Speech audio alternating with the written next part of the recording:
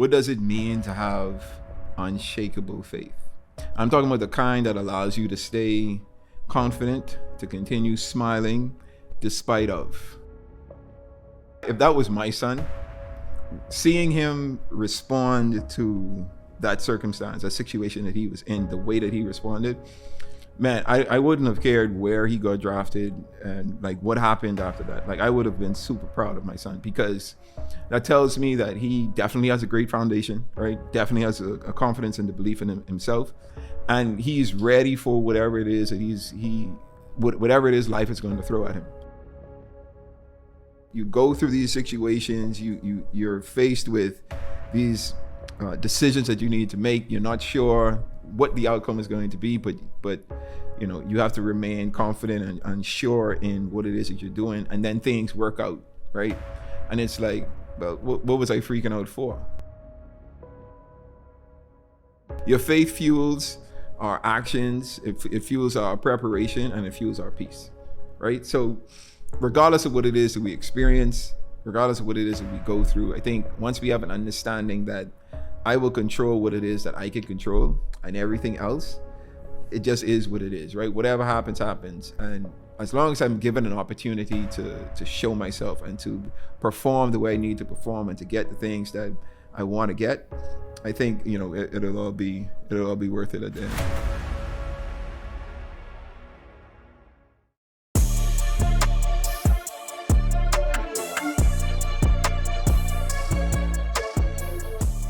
All right, what's up? Welcome to the new episode of the Myles Hype Podcast. This is Myles Jr. As always, the vision of this podcast is to entertain, educate, and elevate you miles high above your fears, your doubts, and any limitations that you may think exist, always knowing that those limitations only exist in your mind. All right, so I wanted to talk about something today that I was sparked from watching the NFL draft last month. You know, the NFL has a draft every year. Your college players getting drafted into the NFL, and this draft was a bit different, right? And for me, the question I had, you know, coming out of that is like, what does it mean to have unshakable faith, right? I'm talking about the kind that allows you to stay confident, to continue smiling despite of, you know. And I think we witnessed that, and we all watched, and those of you who are sports fans, you would know that there was a draft prospect, Shedeur Sanders, the son of Shedeur Sanders, who was the QB for the University of Colorado. And coming into the draft, you know, he was super confident. You know, if you know Shedeur Sanders and how he carried himself throughout his career, you would definitely say that his son is a chip off the old block, right? Same charisma, same confidence. Some people may even call it arrogance and whatnot. But, you know, he was going through the draft process, and, you know, draft day came, and he was pegged to go. Some had him, you know, they had him go in the first round. Like, wherever you had him falling within the first round, it was just, I guess, your opinion. Some people had him top 5, some people had him top 10, some people had him top 20, but a lot of people had him going in the first round. He slid to the 5th round, which was, you know, it was crazy. And you know, I wouldn't say that he was the best prospect in the draft, but I don't think he was 5th round quality, right? I think he was at the least, you know, if he slid to the 2nd round, it would have been understandable. But, you know, I think it was quite possible for him to be drafted in the 1st round. But the fact that he slid to the 5th round, it told me a lot, right? A lot of the system, a lot of that ecosystem that the NFL is, and, you know, whether you want to say collusion was involved or not, you know, that's, you know, it's just up to your opinion, right? But I think we all know that there was something greater at work, something greater happening, and, you know, it is what it is. But that's not the point of this pod. The point of this pod was the way that Shedeur handled everything. You know, if you watched his pre-draft interviews, like while he was going through the combines and meeting with the teams and stuff, you would say that, man, this kid is is arrogant, right? I like to think that he's just confident. It's just me personally. I think it takes a certain level of confidence in yourself to play sports, right? And to be ridiculed on a day-to-day basis based off your performance. And to still smile at the end of the day, still be happy, still be joyful, and still enjoy what it is that you do. A lot of players lose the love for, especially athletes, lose the love for the sport that they're in because they let a lot of the outside noise affect them. And there was a point after the first day of the draft, so it was the first 2 rounds, and he didn't get drafted, and he had all this. Now keep in mind, he even expected, so family expected, friends expected to go, first round for sure. They had this whole setup where they had these different platforms for branding, and he had this draft party, and a lot of friends and family was over, so they did a whole lot. And for him not to get drafted, I'm sure it affected him, right? But at the end of the day, he didn't get drafted, really disappointed. And he made a speech to the persons who were there at the draft. And I remember my wife and I watched the speech, and we both looked at each other and was like, yo, we would definitely want our kids to have this type of confidence and this type of reaction in this type of moment, right? Because I'm sure there would have been a lot of athletes who would have been embarrassed, would have been probably like ashamed, the fact that they were pegged to go in the first round or go early in the draft and not get drafted, and then just be like, man, I don't want to talk to anyone because I'll have to face the music in a sense, right? But him, he met it head on. Like, he made the speech. He was like, yo, look, this isn't what we expected, but still grateful. God has a bigger plan, and we're going to stick to it. And whatever happens. And it was just like, you have a kid at 20, 21 years old with that type of mentality, that type of mindset. And I'm like, man, this is like the type of faith and belief that we should have in ourselves. Like confidence to know and to be fine with, whatever the situation is, like, I'm cool. Like, I know my value. I know what it is I bring to the table. I'm not going to allow anyone to shake me, whether the critics or, fans or naysayers or haters even. Like, everyone's going to have an opinion. Everyone's going to feel a certain way. I can't control what happens, right? That was a situation that he couldn't control. He can't say, hey, I want you to pick me at this point in the draft so I could, get drafted and make X amount of dollars and whatnot. Like, it's totally out of his control. And, it just seemed like he truly understood that. And I thought that was impressive. And that just gave me just this urge to kind of want to lean in on that, like with this particular point, and just talk about like what unshakable faith should look like. And it should be just that, right? I'm sure like if that was my son, seeing him respond to that circumstance, that situation that he was in, the way that he responded, man, I wouldn't have cared where he got drafted and like what happened after that. Like, I would have been super proud of my son, because that tells me that he definitely has a great foundation, right? Definitely has a confidence and the belief in himself, and he's ready for whatever it is that whatever it is life is going to throw at him. And I'm sure as parents, like, those are things that we want to instill in our kids, and we want them to really show, right? Show that like they are able to handle these dire situations. So, through it all, he remained poised, he remained joyful, he remained confident. He smiled through it all. And, that just showed me that, at least it teaches me the importance of confidence and just inner faith, right? Having belief in yourself, belief in what it is that you set out to do. And yeah, sure, things may not go the way you want them to go, but you take it as it comes, and you learn to live with the punches and to go with the punches. I want to introduce you to the Munroe Global app, the ultimate platform to empower your leadership journey and inspire your purpose-filled life.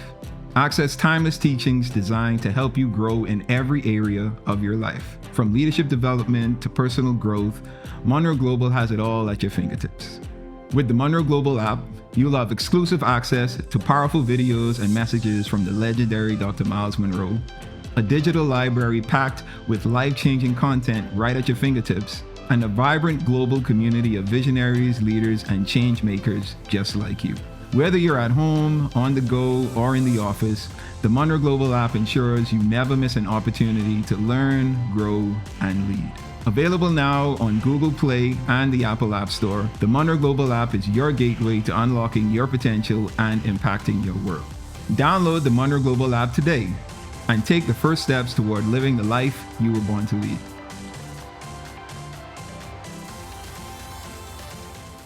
The role of faith in uncertainty is super important, right? Especially in situations like that. And you could think of like David and Goliath, for example. You have Goliath, who was, I think they pegged Goliath as about 8 feet tall, a little bit 8 feet tall. David, way shorter, way smaller, not as strong. But David was confident. David didn't allow what he saw in the front of him to deter him from the ability or the strength, right, that he knew that he had because of the Creator, the God that he served. And then you look at the greatest example in the world, in history, I should say, Jesus, right? When him and the disciples were on the boat and they were going through the storm, and the disciples were freaking out, and it was like, yo, Jesus, you just could sleep through, and Jesus was asleep, right? Sound asleep. It's like, Jesus, you're just gonna sleep through this storm. You're not worried or whatever. And the way that Jesus woke up and what he said, he was like, man, like it was for him. It was like, why y'all stressing over this storm, right? It's just a storm. It's nothing big. Like, you have authority enough to quiet this storm.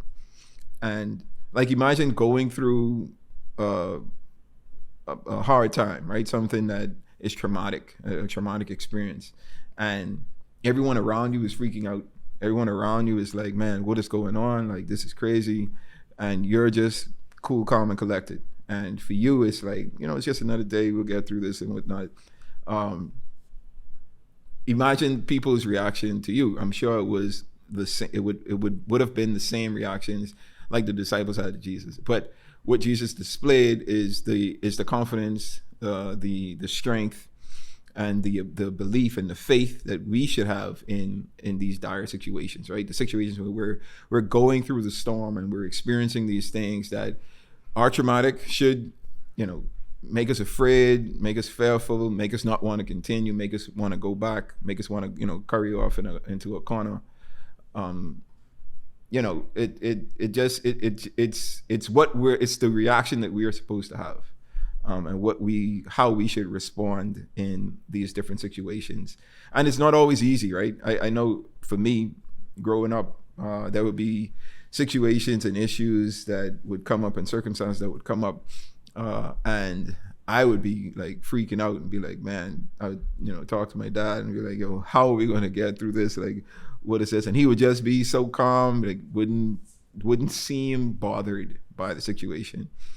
And I would always ask him, like, yo, why are you so calm in the situation? Like, the consequences of certain, things, decisions, or things that happen, or if they don't happen, like, you understand the consequences that are going to come along with that.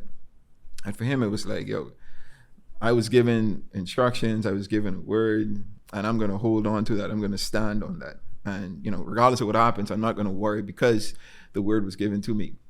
And, seeing that over a period of time, it just built my faith, right? Because, and I've mentioned this before, like, you go through these situations, you're faced with these decisions that you need to make. You're not sure what the outcome is going to be, but you have to remain confident and sure in what it is that you're doing, and then things work out, right?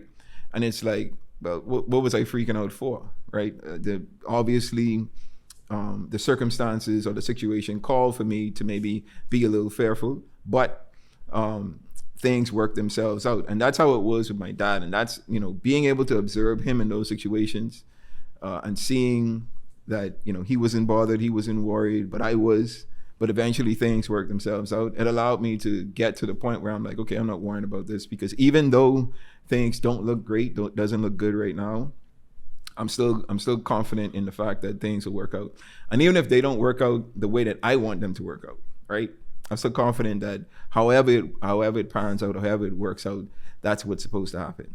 And I think Shedeur showed that.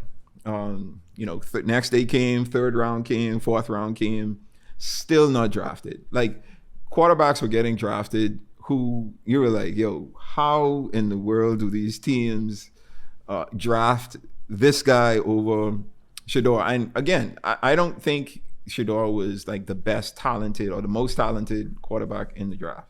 Maybe not even the second most talented in the draft. But I know he had certain qualities, right?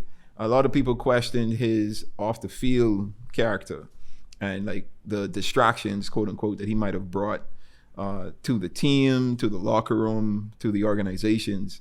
And they claim that that's what a lot of people was swayed by. But I don't think it should outshine his performance, and even the intrinsic value that he brings to the team, right? The numbers came out after the draft, and they said that the viewership on the second and third day of the draft were at an all-time high, and it had all to do with Shedeur. Now, I'm sure that was a lot of haters trying to watch to see how far he drifted in the draft, but I'm sure a lot of that were people just wanting to see, man, when is this kid going to get drafted? Like my wife, I was coming to you. My wife don't watch at the NFL draft. She watched the first 10, not the first 8. You watched the first couple of selections. And she was tuned in to the draft every day. Even at lunch, I'm like, oh, he get drafted yet. And then ironically enough, when he got drafted, we were out, I think. Like we were out, and Alyssa messaged me and she was like, he got drafted. And she was like, oh, we miss it or whatever. And I was like, check you out. Look who interested. So, that's the added value that, Shedeur brings to not only the draft, right? But I feel to any organization that selected him. They made me sit through 50-something people. And I'm like, what is going on here? Like, come on. And his reaction, I think his reaction was the most powerful, and I think it did the opposite of what they thought it was gonna do, because he has more people rooting for him now. Because even the haters was like, okay, you guys are running out too far. Yep. Like, come on. Yep. And I think there is a thin line between being humble and arrogant, and I think a lot of people, because of how you look and how you perceive, it is a black person is too arrogant, but someone else is. Because they talked about this too. Before. Baker Mayfield did it when he was coming out. Johnny Manziel did it when he was coming out of college. Like all of them were overconfident, arrogant to a certain extent, but of a different hue. So it was perceived to be different in some eyes. I don't even think it was an issue at the time. And I don't think a lot of what Shedeur had to deal with had to do with him. I think it had to do with his dad, which was crazy to me because, Deion hasn't been a part of the NFL for a number of years. Like he's been coaching his sons in college for years, right? So the fact that, this is all speculation, right? But if allegedly that these teams made the decisions that they made because of Deion, and I guess either what he said leading up to the draft or just who he was while he was playing in his playing days, and who knows what the issue is. But for every team in the NFL to pass on this guy for 4 rounds, is crazy to me. And again, even some of the quarterbacks that were picked ahead of him, it's like, come on now, you guys read it out. My wife said they trash. I'm not gonna say they're trash because I watched the tape of. It was one tape, and they could edit those. The numbers of the quarterbacks who got picked before Shedeur, They were comparable. Yeah, Like, but they, come on. it's who you play, it's the conference you're in. So like all of those variables come into play when it It was comes just to the hate. numbers. It was just hate, and it was. It was hate though. I mean, because it there's was, no way you know- he should have dropped to the 5th round. So I definitely agree. There was a little bit of hate involved. I just think it was a lot of it had to do with who we think he is, and we're not gonna be able to control him because he doesn't need the money. Yep. He's from a good family, so I think you can take advantage of someone who doesn't have it and who. And you know what was crazy too? So like they were talking about like his chain that he was wearing, and I'm like, yo, have y'all seen these other guys who got drafted? Like these other guys in the draft had their chain was like just as flashy, just as big, just as arrogant in a sense as Shedeur. So I think it was a lot of unnecessary scrutiny that he was facing. That was placed on him during the draft. But for me, even when he got drafted, right? So you have the Cleveland Browns who drafted him. They had ample opportunities to draft him throughout the draft. Even in the round that they drafted him, they had about 2 to 3 picks prior to the pick that they drafted him where, they were making selections.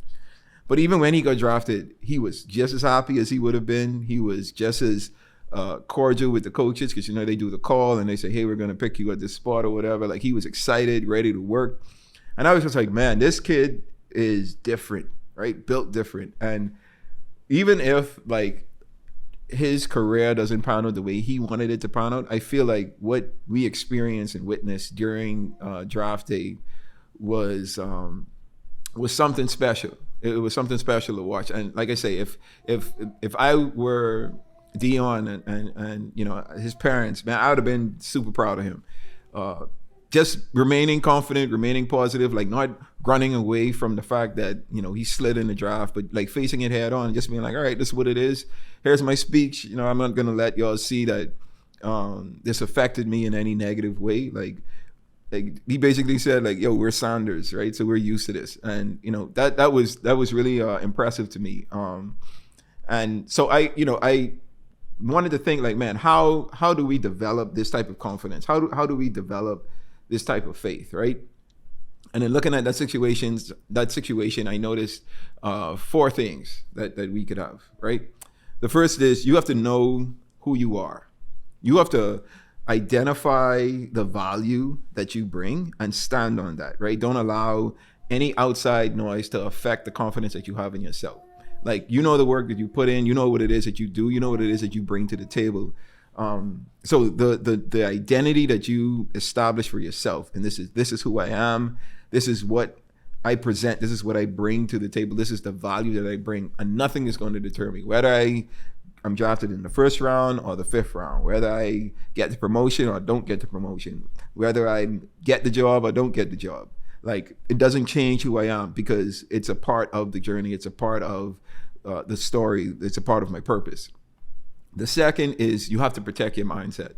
Like, you have to remind yourself of your worth and your value. And you have to eliminate any comparisons, right? Because it's you versus you.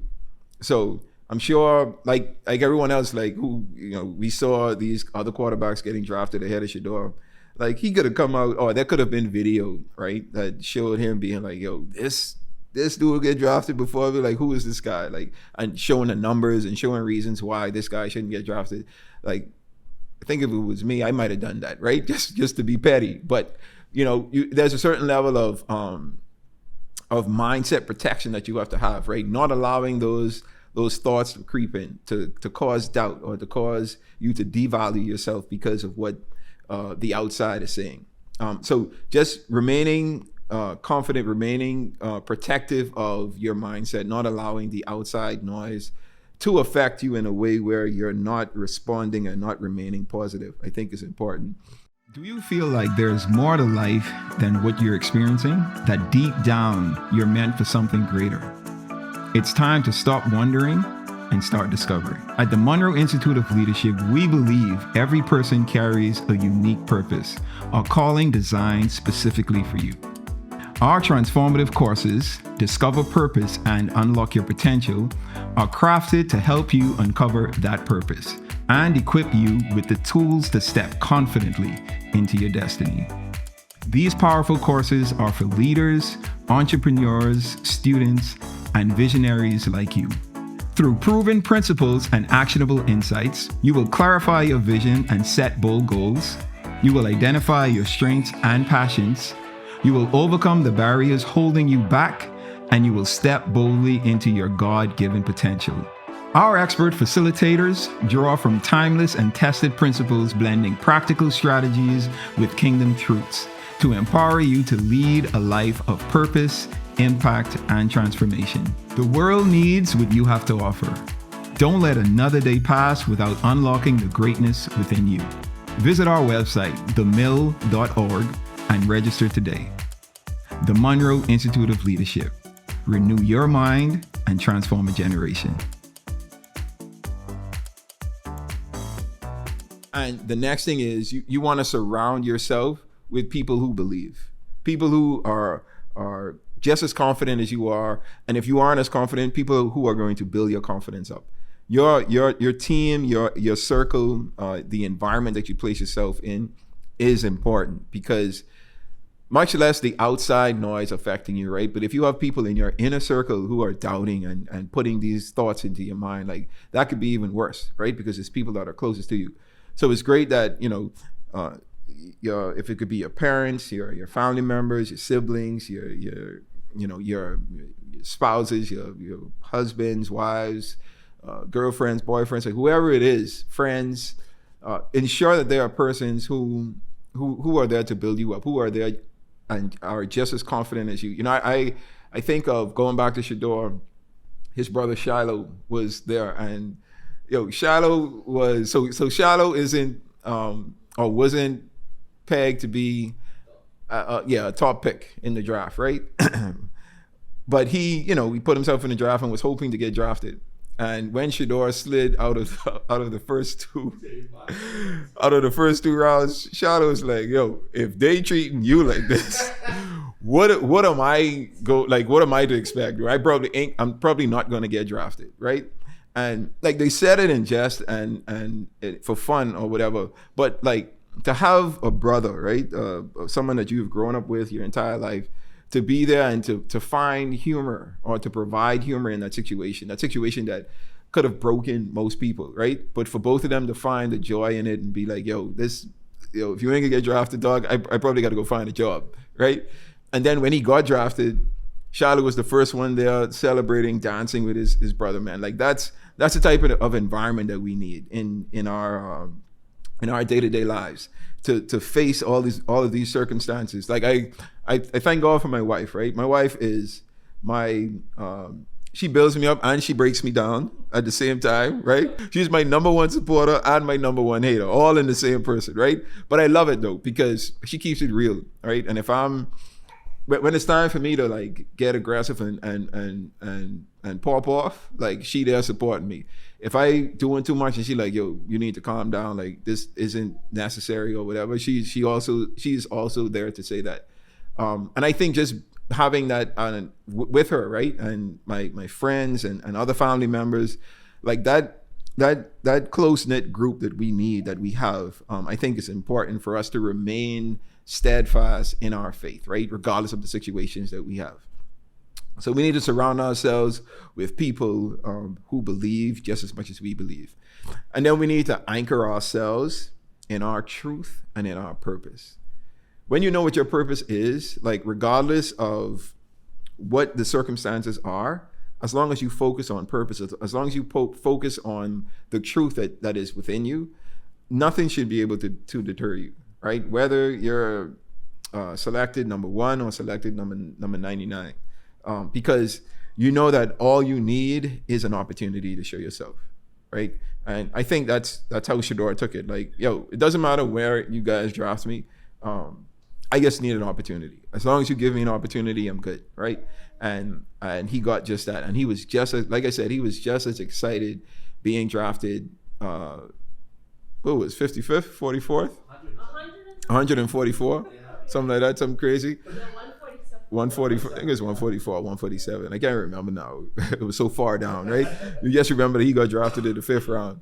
But he has the highest selling jersey already. right, and his jersey was the highest selling rookie jersey in so similar to Bronny, right? With LeBron, right? All this hype about Bronny getting picked 55th or whatever, but there were a lot of eyes on the draft looking for him. So it's similar situations, man. And these kids they have very strong support systems around them, right? And I just think, that's how our faith should be. We have our number one support system as our creator, right? So even if we don't have anyone else, we have God with us. So regardless of the situation that we face, he's cheering us on, right? He's coaching us through it. He's preparing us for the ebbs and flows of life, right? The things that we're going to go through. Some are going to be good, some are going to be bad, but it is what it is. And we need to anchor ourselves in our truth, in our purpose, because your faith fuels our actions, it fuels our preparation, and it fuels our peace,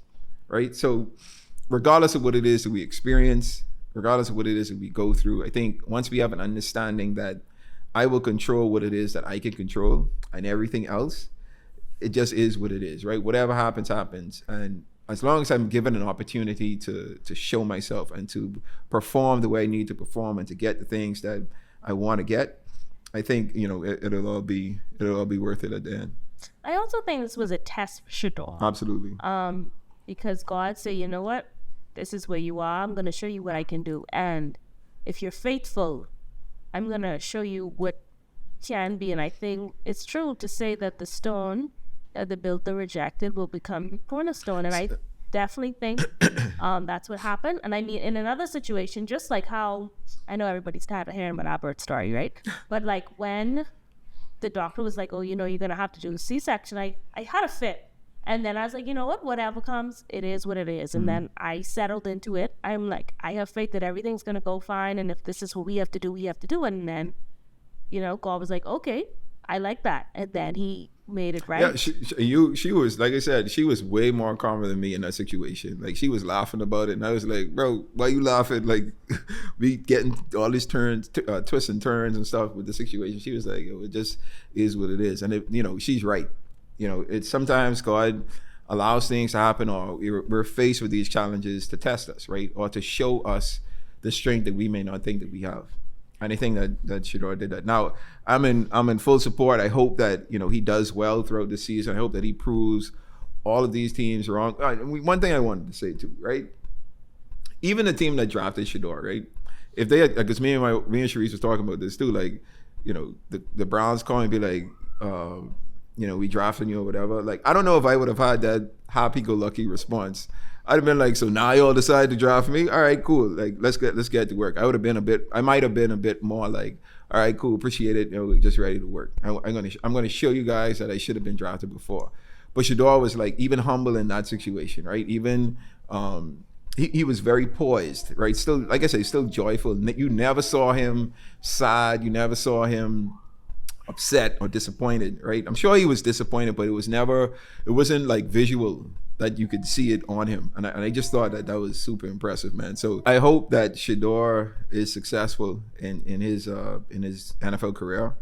I hope that he's allowed same opportunities that everyone else is allowed, and I hope he shows out. I hope that we can look back on that draft last month and just be like, man, they disrespected this kid, and this kid came back and proved everybody wrong, and is a superstar now. So, kudos to the Sanders family, man. You guys have done a great job with your kids, and I feel like that's, for us as believers, like that's the type of faith, that's the type of reaction God should have with us, right? Be super proud of, man, you in that dire situation, like you were able to respond the way I wanted you to respond. I'm proud of that, and I'm going to do a lot more and give you a lot more, because you've shown yourself able to face the fire and make it out on the other end.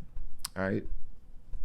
So that brings us to the section of the pod where I leave with you a milestone, and the milestone for the pod is this: the world may not see your breakthrough yet, but stick with it.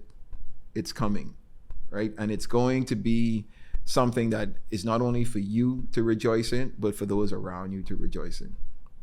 Some people are going to watch you walk through the fire, and they're going to be hating at first, but when they see your perseverance, they see your stickability, they see the character that you maintain through it, you're going to convince them and sway them onto your side. And they're not only going to be rooting for you, they're going to build their own character and to build their own selves because of your response in these situations.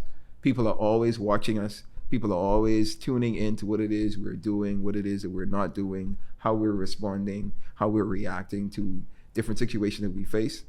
And our response could be a testimony that helps someone else in their situation. So let's, even though things may not work out the way you want them to work out, stick to it, man. There's a bigger picture, a bigger story behind it, and you're at the center of it. All right. So that brings us to the end of this pod. Kudos to Sanders family again, rooting for Shedeur throughout his NFL career. The same way I want, our creator to continue rooting for me and all of us, as we go through this journey of life. As always, the vision for this podcast is to entertain, educate, and elevate you miles high above your fears, your doubts, and any limitations that you may think exist. Always knowing, though, that those limitations only exist in your mind. All right, until next time, you guys stay blessed.